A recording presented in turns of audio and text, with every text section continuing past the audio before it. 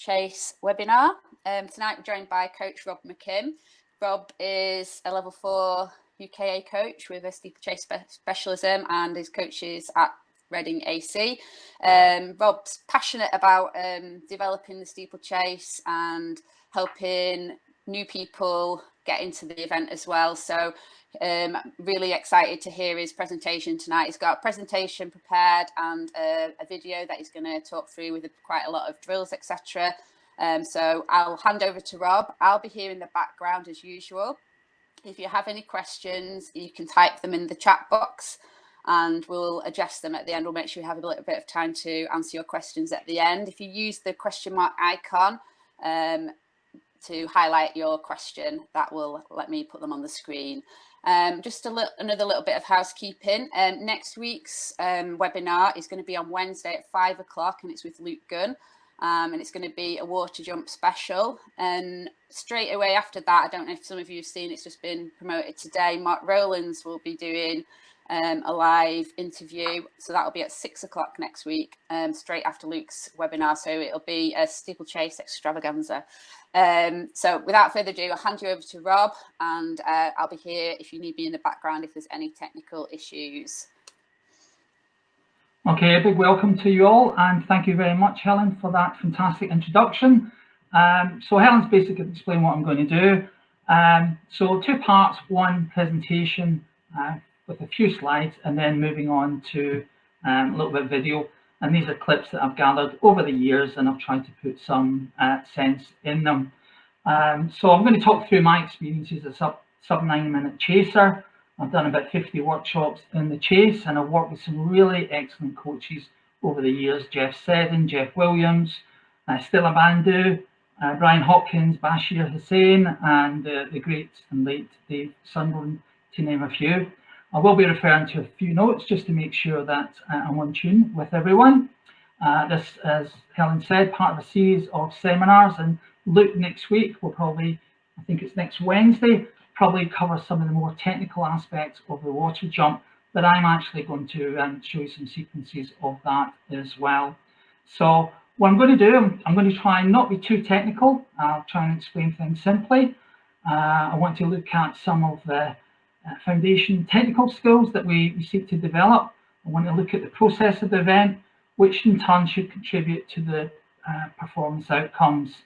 The key help here is really in developing an approach that will help coaches learn and take the learning forward with enjoyable, and I need to emphasize that word enjoyable and satisfying outcomes, right? Because you as coaches have got to feel happy and really doing satisfying work as well. So really this webinar, it's aimed at coaches mainly new to the event or developing at the event, and athletes too. Okay, so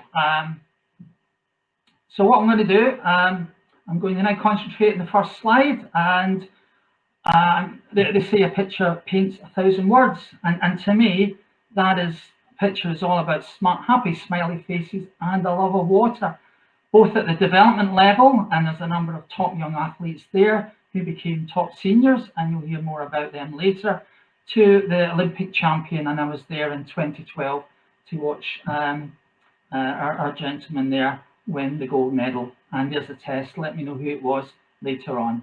Okay, so I want to emphasize that enjoyment is still really key, and we want to give these athletes foundations of the future. So I want to say as well that the event, the steeplechase, is really an event with standing in its own right. I'm a passionate believer that it shouldn't be a points filler. I'm sorry if you're a team manager or that, but really, you know, we want to show how to improve athletes in an event, and sometimes getting a kid to do it at the end of the day, it's not right, it's not fair. Let's treat this event in its own right. So what I have found is after initial reservations, young athletes in particular really enjoy the variety and the ebb and flow that the event has to offer. Coaches, if we can offer some imaginative sessions, can really swell that athlete's interest in not only having a goal, but really in developing in the event. And we're going to really explore the development needs. So whether you're an athlete or coach, let's get the basics right. And there's an old saying, a little learning goes a long way. Let's try and really build our own confidence and the confidence of us as athletes. In terms of the number of events a young athlete should do, I would say about 6 or 7 events a year, but it very much depends on the athlete. Remember, we're going to be talking about being athlete-centered and more of that through that. So here we go. Slide 1 is now over and done with. Let's move to slide 2. Did I move that, Helen? Slide 2. So this is what I hope to cover from the webinar. Give all of you a basic understanding of some of the technical event requirements. I know that some of you, from looking at who you are still very much experienced. But if each of you can come away with something that you can add to your learning, then I think I've done a decent job. I want to give some examples of the range of innovative approaches that coaches can use to try and further the athlete's interest in the event and develop in there. What we're going to look at how we can progress the event as well, how we're going to progress that learning and try and use various coaching skills to the whole approach and shaping and training, all that kind of stuff to really enhance the athlete's learning and enjoyment. And we want to get confidence. And at the end, tell me and I'll forget, teach me and I may remember, involve me and I will learn. In other words, don't tell the coaches or athletes. Let's try and get each other engaged and say, what can we come out of it? And what do you think? How do you as an athlete think you can move forward or take the learning forward? Let's get them engaged, let them be part of it. Okay, next slide. All right, I'm not going to dwell too much on this, but the figures of physical preparation is really important. Now, as a youngster, they probably can get away with doing mainly body work, own body prep, doing some good stuff like that, and a little bit of squats and double squats into single squats and leg jumps and stuff like that. But it is really important. So have a look at that slide. But we are developing the athlete. So the athlete will need to be looked at about how he or she is competent to do the event. And a little bit at the end, athletes must have the physical competence to do the technical stuff and the technical competence to do the tactical stuff. And I will show you a range of approaches and how we can look at that. Okay, next slide. Okay, let's cut to the chase. So I want you to remember that the endurance, the steeplechase is an endurance event, and it's really got obstacles that the athlete has to overcome. So at the moment, it tends to be 3 distances. The 1500 meters, traditionally, steeplechase, that's always been the first introduction. Under 17, 3 water jumps and 13 barriers, so 16 all in. Moving on to the 2K chase and the 3K chase. So it's all set out there, how we're going from 16 up to 23 to 35 barriers. And the height really has, I think, been a little bit of an impediment for the development of the men's side at under 17 level, because it's the same height, 91 centimeters, whether you're under 17 or a senior. The good news is World Masters is introducing a transitional height of 83.8 or 84 centimeters really, and I think that will help in taking it forward. Some might argue, well, why couldn't they just start off with the ladies' height of 76 centimeters? But maybe that's too big a jump to go from 76 to 91 as a senior, or an under 20 where you're doing the full height. But it's got to be good news, good news for coaches coaching the event. So that's where we are on the men's chase. Girls' height still at 76.2. What we're looking for in the athlete? Well, I usually say the athletes need to be at that age, the under 17, under 20. I think 1500 meter to 5K event, although it's 3000 meters, there's pretty significant anaerobic content in there. So maybe even a 2K event might be looking more at 1500 in terms of the anaerobic content. 2K steeple, I mean. So personally, I believe that cross country has got a part to play in developing the strength and the rhythm. And talking about rhythm, you know, rhythm is our business.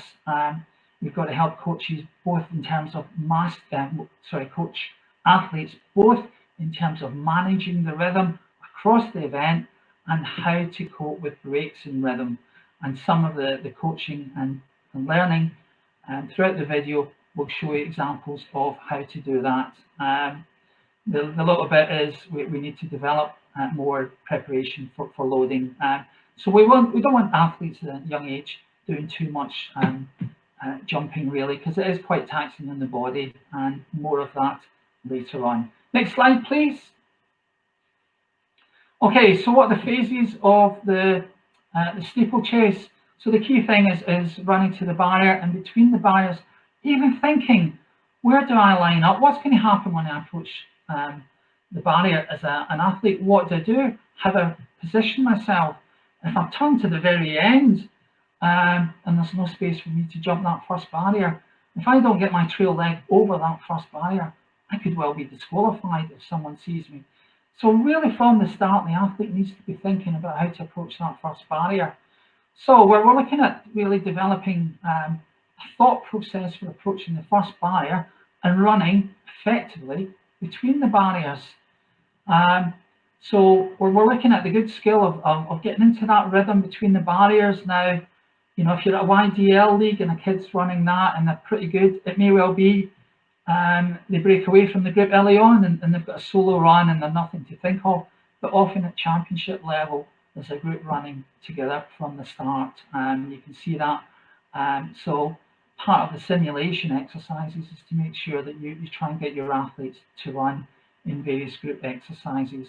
So we're looking at that running to the barrier and between the barriers, how to actually approach it. Now, some athletes prefer to have a little increase in speed as they approach the barrier to help them clear the barrier. Other athletes might prefer a more or less a constant velocity. Again, this is where the coach can decide what is best with the athlete in discussion with the athlete. We need to look at how we take or clear the barriers. I do feel that under 17 athletes can often struggle with the hurdle clearance, particularly if they're 14, 15 and want to do a first introduction. So the step on touch or the step tap can often be a good first step approach.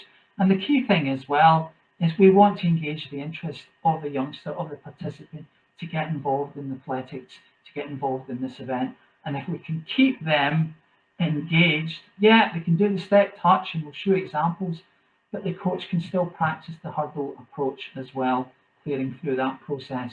So it's a win-win really. We end up with more participants in the event, we end up with kids enjoying it, and it is a great event. And where do photographers go? They go to the water jump. And I don't want to be known, in fact I do really want to be known as Mr. Spoiler, because if we get the kids jumping properly at the water jump, then they're not going to get the pictures of young athletes falling in the water. We don't really want that. So we talked about the takeoff, clearing the barriers. We'll touch on that, the water jump clearance. I'm going to look at a slow motion of that. There's also a clip. I mean, you're going to get a copy of that. For those that say the water jump doesn't make much difference, well, I can assure you it does. I've seen a girl at the World Youth Championships and she couldn't do the water jump, couldn't hurdle that for toffee, really. And it was a shame. She was just beaten for the gold position. And if you look at the World Championships, Olympic Championships, girls like Emma Coburn, fantastic exponents of the water jump, and they can make time at the water jump. So there you go on that. Let's move to the next slide. And athletes will get well as part of their water jump development, but hopefully with the interest of coaches and the good skills of coaches, that won't happen too often. And just as well, that's not in Florida, where sometimes there might be the odd crocodile lurking, according to Zach said. Right, let's move on to the video. Thank you very much. Remember, submit happy faces. Right, let's have a look at the video. Right, video, here we come.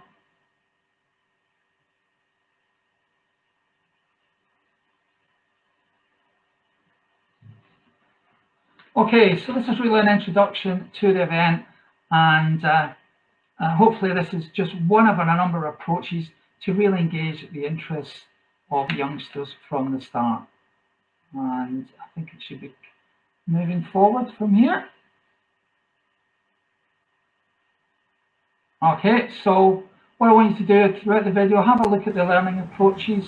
Now, I'm going to stop this video here, if I can stop that. Right, so this is a key point, and thank you very much for the late Dave Sunderland, who allowed me to use this clip, this PowerPoint slide, which I've certainly adapted. So this slide, right, focuses both on the water jump and hurdle clearance. The water jump, what I want you to look at is how we're approaching that water jump. We're looking at good velocity, in other words, good speed of approach as we move. I don't know if you can you see on the cursor? Yeah, if I move there, just a little bit of technique. So we want to make sure there's good speed of approach, almost showing the heel to the hurdle or the barrier. We want to dorsiflex that toe. Often I've seen athletes not allow enough time to get that knee up and get the hips above the height of the barrier, and they fail to just curl up that toe. So what they've done, they've probably plantar flexed the toe and it hits the underside of the barrier, tips over, and they do a wash and tumble into the water. So even making sure you allow for that good time to get onto that water jump, right, to then allow what we call the next sequence, the 3 Ps, which is a plant, placing your foot on the barrier, then turning the foot round to pivot, looking ahead. You're probably down in a crouch position as an athlete, and then pivoting using one of Newton's laws of motion. So we want to push forward and drive the lead knee forward while really pushing backward with that rear leg against the barrier, driving that forward, going across the barrier, looking ahead to the end of the pit, right? In fact, probably to the curve of the pit, using the arms as a counterbalance.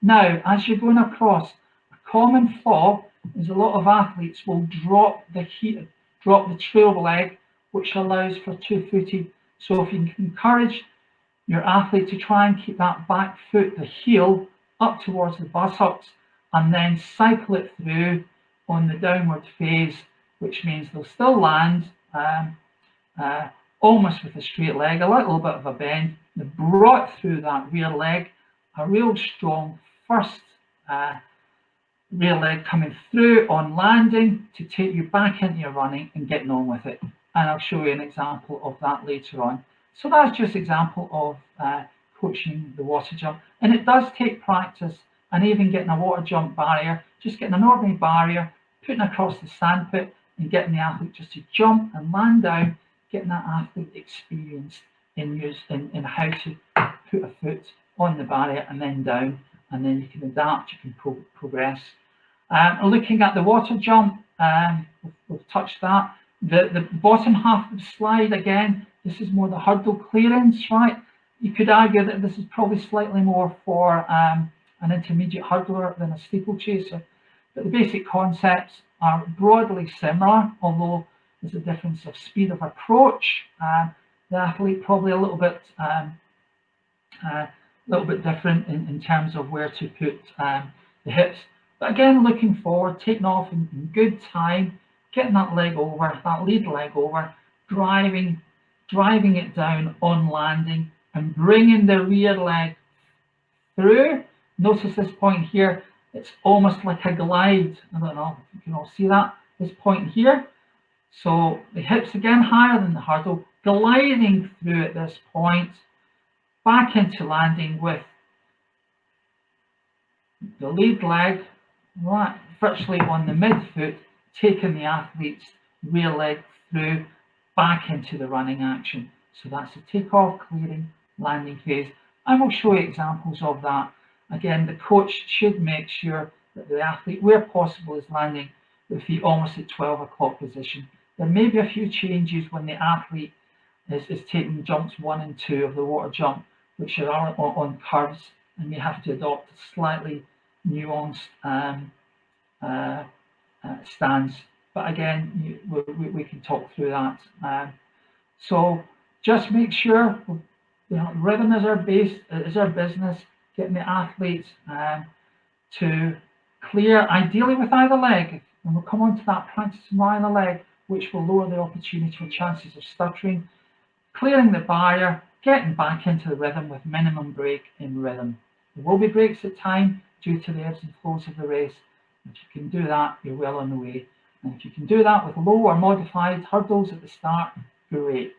Right, we've spent enough time on that. We will review it later on. Let's move to the next slide.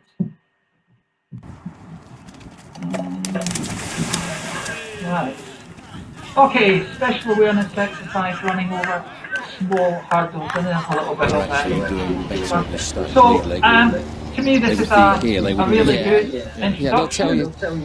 Usually they would tell you. Unless they're pretty competent. I'll just mute the sound. So really, this is a first introduction, starting as low way to go. Then the girls are undertaking this icebreaker onto the boys. Early rhythm running between the low hurdles, and then moving on and spotting and clearing the hurdles. So it's then the boys' turn. We've started singly. We've now moved on to a group. If this is working well, I'll add technical points. And so here we've started off with a group of 4. We're looking again for the ebb and flows, looking at spotting, taking the barrier. It's a nice low level drill. And then we've moved it on to 8. And you can do all sorts of things with that. You can get the athlete to focus on a little speed of speed and approach, changing the lead leg. But coaches can actually learn a lot from that simple drill. And 4 of those athletes ended up running 4th Great Britain, either at junior or senior level. I'll stop this for the moment. We're now moving on to the step touch. I mentioned earlier on that the step touch is a very good introduction to those athletes who perhaps don't have the strength, don't have the skills to do the hurdle technique, but really want to participate in the event. We want to think about the athlete, we want to engage the athlete, and we need to be athlete centered. So here is a good approach, and it's called the step touch. And you'll notice some of the athletes, just what they're doing is using the step touch or step tap. Basically, they're coming to the barrier. Hopefully, they're maintaining their rhythm or increasing a little bit, stepping lightly onto the barrier, bringing the other leg down quickly underneath the hips, back into the running with minimum disruption to the rhythm. Let's have a look at that yourself.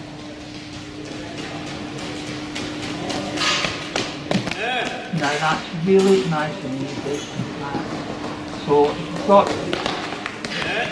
you've got a youngster under 17, perhaps not strong or a bit lower in the age development, you can introduce them to this event. Females probably they do this, probably more opportunity to do the hurdle approach. Now let's stop that for a second. Right. So let's look at drills. There's a mass of drills that can help the athlete develop. So what we're going to do is just focus on a few. We're going to focus on the right leg here with one athlete. We're going to focus on the lead leg, the trail leg, and then moving on. Now, tons of drills include walkovers, lead leg, trail leg, walkovers, and all that. But I'm a big believer in let's look at the limbs in action when the athlete is actually running. Let's see what happens, and let's see what you as coaches can observe. So here we have a young athlete. He's just focusing on, I think, his trail leg. So can I run that through? Right. So there you go. So he's almost looking ahead, slightly down, bringing his trail leg through. There is a glide action there. Probably steeplechasers will jump a little bit higher than hurdlers because they've got an 80 to 100 kilogram barrier. You don't want to whack the barrier. But if you can clear that hurdle, maybe with a little gap, then you're doing great. And we're here perfecting the practice. So that's an athlete just working on the let's move it forward. This is the athlete doing now speed. So he's actually going through over the barrier, keeping the rhythm going. And here we have 2 athletes together. So what we've done on that one, we've basically introduced another athlete, both in terms of trying to make sure that each athlete focuses on what he or she has to do, and also developing a little bit of rhythm. So it also allows the coach the opportunity to maybe coach two athletes at the same time, each doing something slightly different. I'm now going to turn on to alternate lead leg hurdle drills. Now, again, we're looking at the processes, and the processes should help to increase the potential for competitive advantage for a teenager. If the athlete can learn to lead with either leg, then it means there's going to be less opportunity for, or less need for stuttering. The athlete can spot the barrier in good time and make a adjustment in good time, perhaps 12 strides out usually, again with practice, and then take lead leg approach. So what we're going to do here is just show a group of athletes really working on alternate leg approaches, and you can really develop this and shape this exercise in all sorts of ways as I'll come through. Right, so here we are. Here we have an athlete here, left leg, right leg, you know, looking at alternate legs, just developing a rhythm at the moment. This is another athlete, Matt. Here's the fact the 2 seconds, and of course Zach is now #1 in the UK at senior steeplechase. Started off as a step toucher, but was practicing this through the years, become very efficient at the hurdles. Matt is both in English schools and UK champion, and this year last year became a sub-9 minutes chaser as well at senior level with 8:59. So here's Zach. So he's developing nice and relaxed. That's what we're looking for. 1 or 2 little things that we can improve on. But at the moment, he's just developing the rhythm. Coaches aren't saying much. We're allowing the athletes to use their own intrinsic feedback. Good. Well done, Ben. And there we have Pippa. Pippa was England and Commonwealth Games international, one of the best ever steeplechase. Here's Johnny Davis. Johnny practicing there. He seemed to be doing that okay. Back to Matt. Right, so let me just stop that there. So as you can see, there's 4 hurdles there. Matt, Johnny, Zach seem to be doing that okay. To the side, Pippa's doing that. But we can extend that drill, and we can, the barriers aren't at full height, but we can increase the distance of the barriers. Maybe they're 10 meters, we can increase it to 20, 30, so that we're introducing a more element of spotting the barrier, making adjustment. You can do that all sorts of ways. You might find 1 or 2 athletes struggling with that 10-meter distance, and this exercise allows the coach to spot fairly early on who's struggling with that, and then maybe alternating the distance with a few hurdles on another lane. Let's just do a little more run through on that.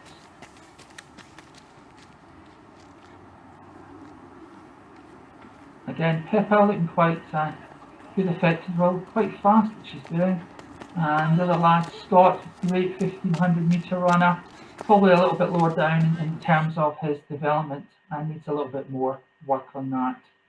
So I mentioned the step touch and touch feel, both in terms of, I'll stop that, both in terms of the introduction to the event for under 17s, maybe particular males, but also the feel of putting your foot on a barrier when it comes to the water jump, and the athlete needs to practice that.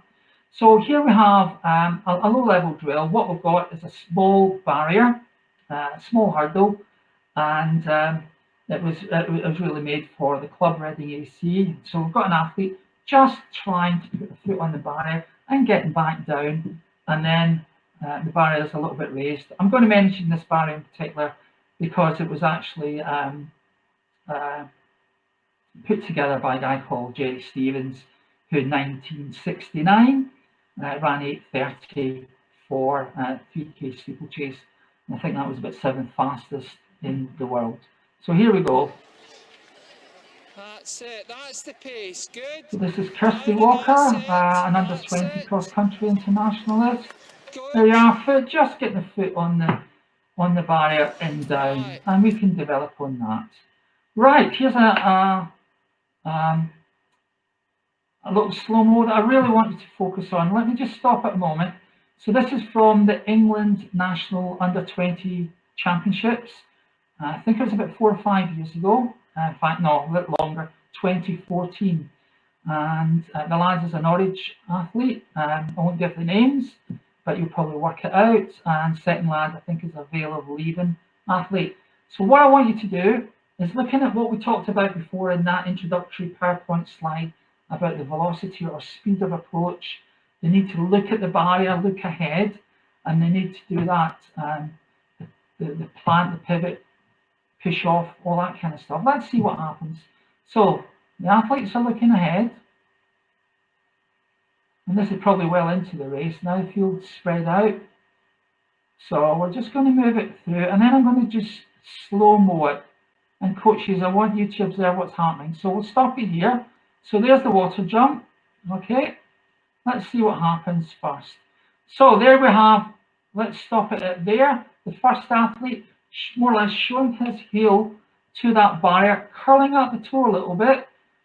So he's jumped fairly good time, right? And he's probably going to land decently on that barrier. But there's no chance that he's now going to clip the barrier, clip the underside, and topple over at this stage. So let's move it forward a little bit. Right, so we've now stopped. He's gone into a slightly crouched position, which is fine. Probably looking ahead. Now the next one, we've done the plant, we're now looking at the pivot. So I'll try and just push this along a little bit. So we did the pivot to the push off, okay, and I don't know if I can go back slightly. Let's go, right, so let's go through that sequence. Right, so we're now got the pivot, so the athlete is pivoting the foot to the underside, ready to push off. At the same time, he's going to drive his lead leg, get that knee out, he's going to drive that forward across the barrier. He's not going to jump above and height, we're looking at across. So let's have a look at that very quick. Let's see if I can. Okay, so he's gone across and you can see there's a good push off there. Right, so he should land okay and get his rear leg through back into running swiftly. Let's look at the second athlete. Okay, yeah, he's showing the heel to the floor. He's going to land okay. Right, however, he's probably gone a little bit too much to the underside. Let's see what happens. Right, now he's looking down, so the hips are down, he's looking down.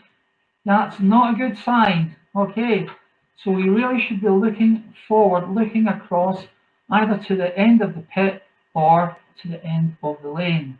So we can see he's not going to get that lead leg there, that knee out to drive. I don't think he's going to push this rear leg. I don't think he's going to drive that against the barrier to give him the force to push off. Let's see what happens. Right, okay, he's looking down all the time, and this is no criticism of the athlete. You're looking here at the process of this water jump. He's looking down, bang. He is not able to keep that rear foot up against his buttock. He's coming down with the rear, a two-footed landing more or less, and that's going to take him extra. Now the other lad here, let's go back. So let's move it forward. Okay, so now look at this lad here. This lad third. What do we see as coaches? Right, look at the knee. Compare that to the PowerPoint slide. Okay, nice driving action of the knee. I think he's looking across. Look at that rear foot pushing against the barrier. What is that going to do? Let's have a look. Nice drive across the barrier. And here we have, again, in sequence now, as you notice, as athletes come through. Again, this begins to notice the change in the techniques. But I'm looking at that push off. I'm looking Is that knee leg, that knee driving forward? Let's have a look at some more. Now we're going to change the sequence a little bit, slightly more to the landing phase. 1 foot in, bringing that through. Right, but now you can feel the impact now. These athletes are struggling a little bit. They're leaning slightly forward. Ideally, you do want to have a slight lean forward, which will help you get out of the pit and back into running. But if your athlete can really master that water jump phase, then there is great potential to make up a lot of time or gain a lot of time in that event. Look ahead! Now, okay, conscious of time. Now here we've got an example of a youngster. This is an under 17 event. This youngster was second in English skills and second in the British skills, and quite speedy over the 1500. But he's a step toucher like Zach as a youngster. But he was able to use his, became very effective at step touch or step tap, which meant if we could focus on the 3 water jumps, then it would give him leverage. Coaches, based on what you know now and what I've said, let me know what you think. So we're coming. Come on, attack! Let's look at the speed Come on, of attack approach. it! Bang. Get the fire in! Okay. As fast as you Back can! into running. Right, let's stop that. Let's go back to that slide again.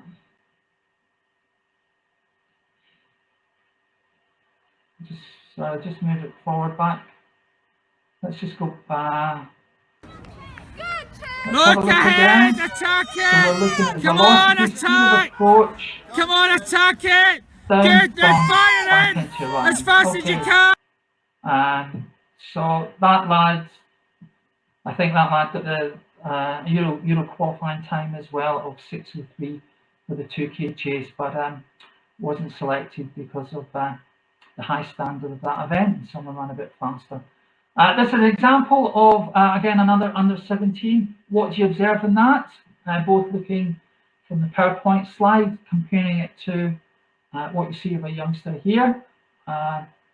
Do we see the driving leg? I think we do. In terms of the knee, does he look as if he's going across? I think he does. Where's he looking at? I think he's looking to the end of the pit, but really to the curve that we want. And you see a little bit of driving action from the rear leg. So there's a lot of good positive points. But again, there may be some other things that coaches can observe. So what do you observe?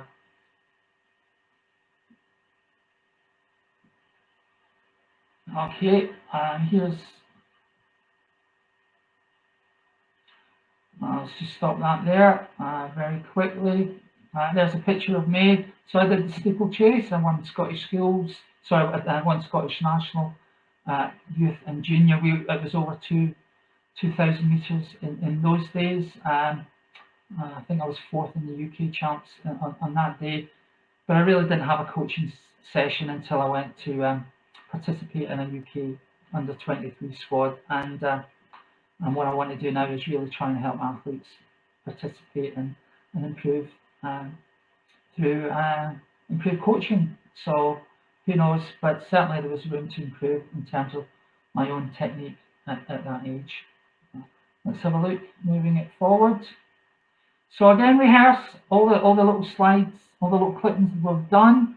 Remember the approach, we've discussed that. We've seen evidence of showing the heel. We've seen evidence here of the toe, the looking forward, the driving, both in terms of the plant, pivot and push off, driving with the rear leg and the knee, driving forward, looking ahead, the counterbalance, the rear foot coming down as the lead leg begins to land, the rear leg coming through, an active first step landing back into running. So that's what we're looking for. This slide, of course, will be available to you. And again, we've looked at some of the approaches with the hurdling. So we're looking at really mastering the rhythm, both in terms of keeping the rhythm consistent and managing disruptions in rhythm. Okay, and let's go forward from that.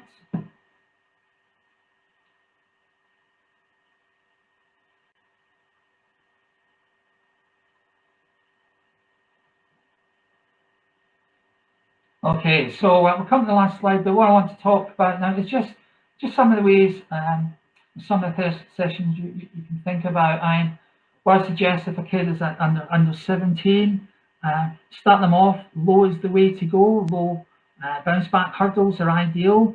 You can even, if you want to be innovative, get some little 1 pint cartons of milk and drink them if you're so inclined. Fill them with sand. Put little clips, get some canes, put them inside a couple of old hose pipes, and there you have the makings of a low-level barrier. If you want to practice water jump on that, I would say use the barrier over the sand pit most of the time, but occasionally you can use the water jump where you feel the athlete is ready to do it.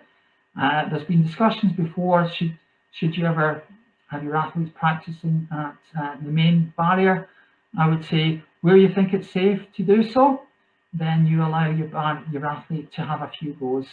What you don't want is an athlete to go into an event such as a YDL, never having experienced how to run over an 80 kilogram, 100 kilogram barrier.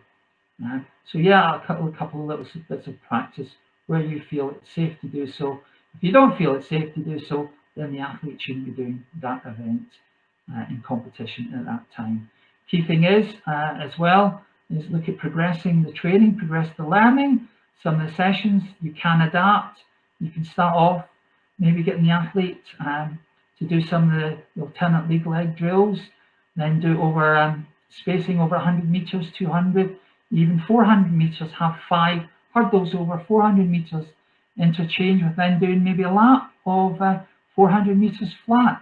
You can have athletes running to the side as the athlete takes the hurdle, and then you're looking at how effective is the athlete over the hurdle. There can be big differentials in terms of 3,000 meters flat and 3,000 meters over the hurdle.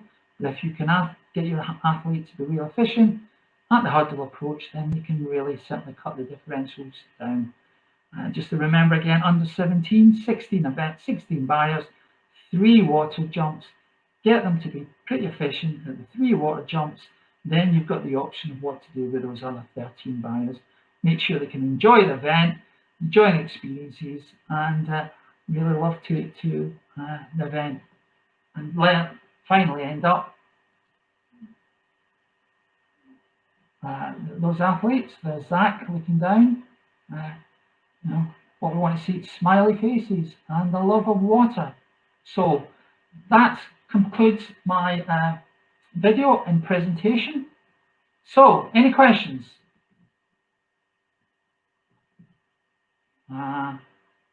Right.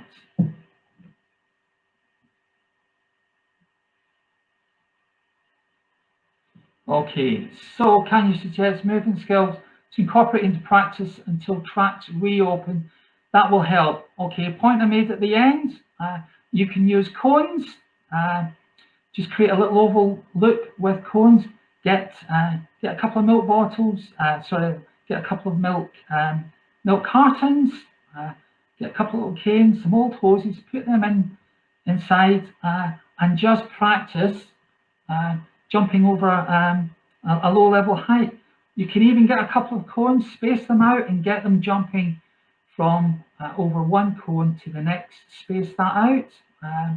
So there are ranges, a way of doing it. You can have create your own little track and make sure there's maybe 2 or 3 meters lane difference, and have one athlete running around just doing a normal run around, where the athlete on the inside is going over either cones, replicating low barriers, or anything safe which is of low height. Okay.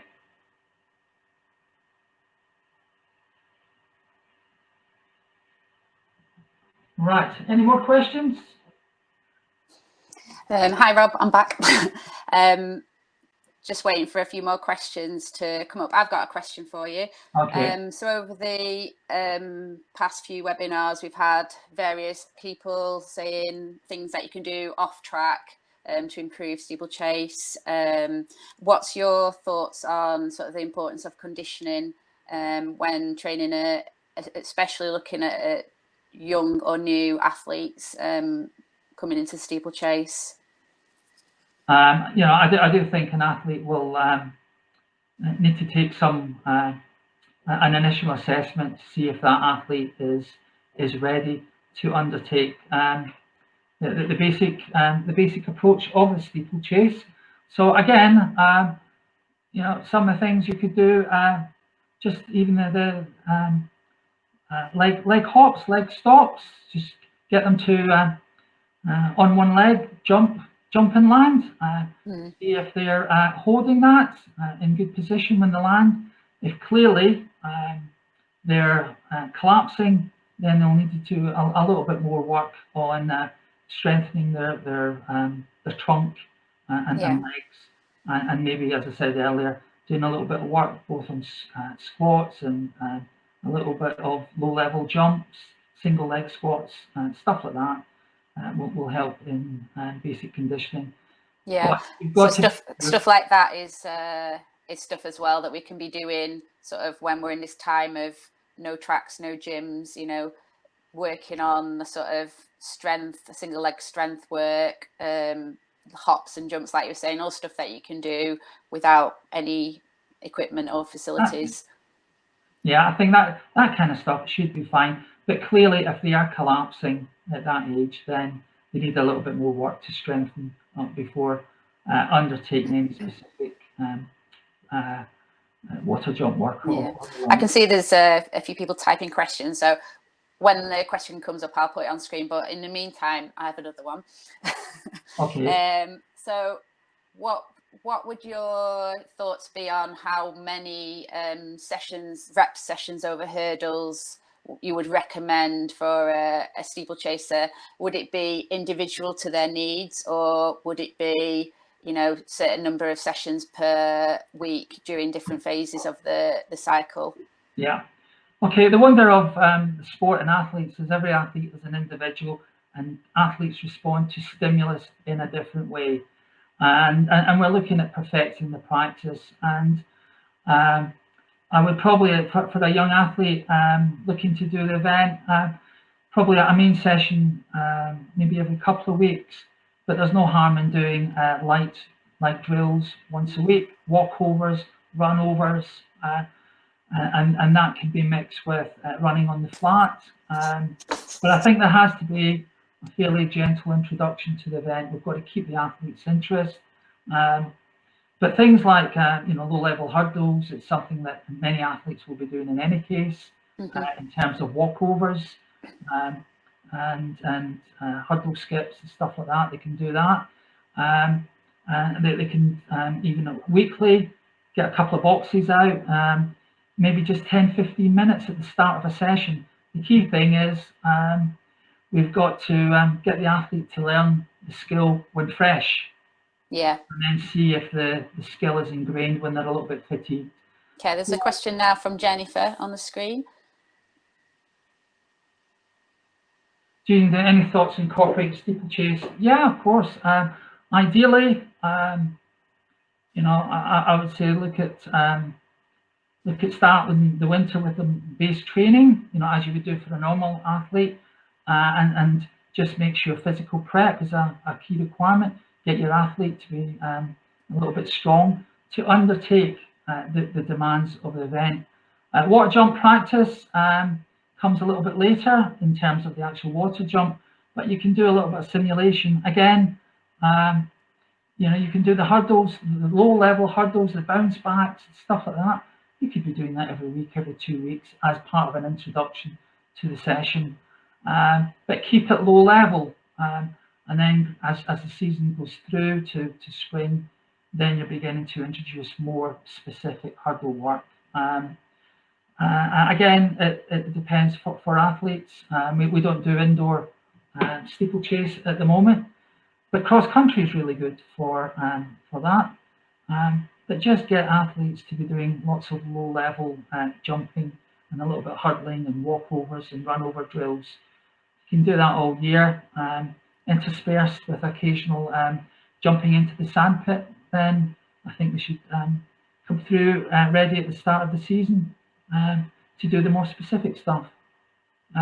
Again, does this differ from development or more experienced? I think more experienced athletes might, the more experienced, they probably have that spatial awareness. If they're experienced steeplechasers, and maybe their technique just needs to be a bit more refined and just rehearsed a bit more at the start of the season, and then they should be all right. But keep the practice up. You know, perfecting the practice will make the difference. But the more specific stuff I would leave to later on in the season. Okay. There doesn't seem to be any more questions. We'll just hang on a little bit in case anybody has any final questions. We've got a couple more minutes left. I'll ask you another one. So how many races would you recommend for an athlete per season, or especially at junior level? Obviously at senior level things are a bit different when you're maybe trying to chase a time or getting certain races, but at junior level, how many would you recommend in a year given the sort of impact that you have in these races? Okay, right, so I mean a young athlete has probably been through the growth phase. Their growth plates haven't fully developed yet if they're at the under 17 age group. So what we don't want to do is have a lot of loading, right? Because, you know, as guys like Luke Gunn and others will tell you, there's a lot of force being generated through the body. So we need to make sure that we don't overexpose the young athlete. Now, in terms of the other events, again, it can depend on the athlete, and it also depends on the event that the athlete is doing. If the athlete is doing, for instance, a YDL event, often, as I may have mentioned previously, the YDL Youth Development League event is at the end of the program. Now that athlete might have done an 800 and a 1500, and then they're faced with a steeplechase, and that athlete might be fatigued. Yes, you could argue that it's good to see if the skill is ingrained whilst under fatigue, but what we don't want is athletes doing too many events fatigued. So I would say my strong preference is limit it to maybe 6 or 7 events per year, and ideally keeping it as the main event. Maybe one event where at YDL, maybe the athlete is doing an 800 or a 15, and then later on a steeplechase. But we've got to try and keep the interest up of the athlete. And if we're getting athletes just to do it at the end of the day when they're fatigued, they might feel they didn't do as good as they wanted to, and that's going to be a demotivating effect. We've talked quite a lot in these webinars about specialising in steeplechase and the athlete needing to sort of buy in to the event and to give it a bit of time. Have you got any thoughts or tips for coaches who have athletes who they may be trying to encourage to try the steeplechase and take it seriously as their main event? Yeah, I mean, what's the rush? The key thing is number one, get the athlete to love the event. The athlete has got to have his or her own motivation, and we've got to encourage that in whatever way it takes. If we just overwhelm them with too much too soon, it's going to be to the athlete's detriment and to our detriment. So there's going to be a big jump from an athlete doing the under 17 steeplechase at under 15 through to 2K and 3K really from the under 20 championships through to senior. That is a really big jump, and I think the key under 17 level, let's keep them main and team, let's get them to enjoy the event, but let's give them a really good base so that they can move on, if you like, the following year. If you hit them too hard too soon, they're going to fall out of love of the event and try something different. I'm really pleased to see that Zach Seddon, for instance, started off as a youngster and kept the event going, developing a step toucher right through to very good hurdle clearance, and his brother Matt, he's won English national titles in UK at school level, and he's gone through senior sub-9. So we've kept those kind of athletes hopefully with a love of the sport, a love of the event, and pushing them, but don't push them too hard too soon. That's my advice. You might even decide, you know, as a coach, I'll get them focusing under 17 steeplechase, but I'll give them a year off. I'll still let them do the little events here and there, but maybe let them focus on some other things and then bring them back into the event the following year. So it's up to the coach and the athlete. Yeah, yeah, great advice. Thanks, Rob. Sorry about my dog barking then. In the background. That wasn't one of the coaches, was it? It was Betsy the dog. So I think that brings us to the end of the questions. Thanks so much for joining us tonight. It's really interesting and insightful, I'm sure, for everyone who's listening and who will listen again on the playback. So this will be available in the next week on the Athletics Hub, should I say. So you can watch it again. And Rob has said if anybody wants a copy of the video with the drills, that we can provide that. We might have to send it. It's quite a big sort of file, so we'll work out a way to get that out to you. But if anybody wants to email me for that, or Rob, if you have his address, then feel free to do that. We'll try and get that out to anybody who wants to have a look at it. Just a reminder again, next week's webinar is going to be a water jump special with Luke Gunn, and that follows that is a live interview with Mark Rowlands, so both on Wednesday night next week. So should be some really great steeplechase couple of hours there for you if you want to join for them. So that would be really good. So thanks again, Rob. Great to have you with us. Yeah, if I can just add, I have got loads of different clips on different things on how to approach the steeplechase at a young age, looking at cones and all that kinds of stuff I mentioned, little canes. I can create a web site. If any coach is interested, I can create a website between us and I can send them some of those clips and they can get them through the web. That'd be fab. So if anybody wants to get in touch with me or Rob to share them clips or join his web group to look at the shared clips, just get in touch with us and we'll try and help you out with any of that stuff. So thanks again, Rob, and thanks everyone for joining. And we'll hopefully see you next week for the water. All the best. Thank you to England and England Athletics, and to you as coaches. Get out there and let's deliver. Thank you. Bye. Thanks, Rob. Bye.